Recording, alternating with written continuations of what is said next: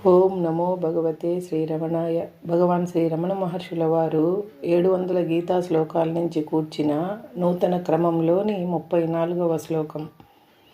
ప్రజాహాతి యదా కామాన్ సర్వాన్ పార్థ మనోగతాన్ ఆత్మన్యేవాత్మనః తుష్టః స్థితప్రజ్ఞస్తద ఉచ్యతే.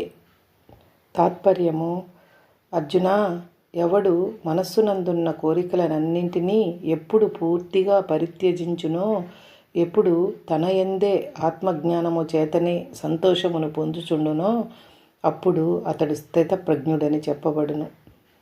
వివరణము: నేను పరబ్రహ్మమును అను ప్రజ్ఞ లేదా జ్ఞానము ఎవనికి ప్రతిష్ఠితమై ఉండునో అతడు స్థితప్రజ్ఞుడు.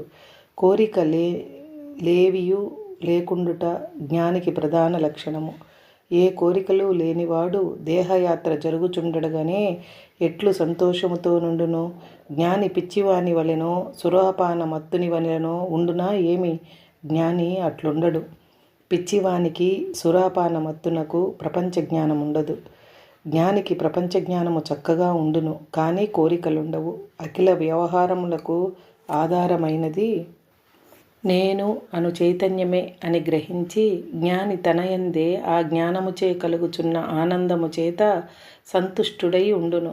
కోరికలను పొందినప్పుడు ఏ సుఖస్థితి సంసారుల మనస్సులందు ఏర్పడుచుండునో ఆ సుఖస్థితిని జ్ఞాని తన మనస్సునందు జ్ఞానబలముచే ఎప్పుడునూ నిలుపుకొని నిరంతరము సంతోషముతో ఉండును.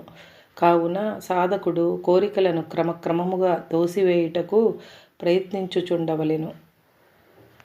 హరే రమణ.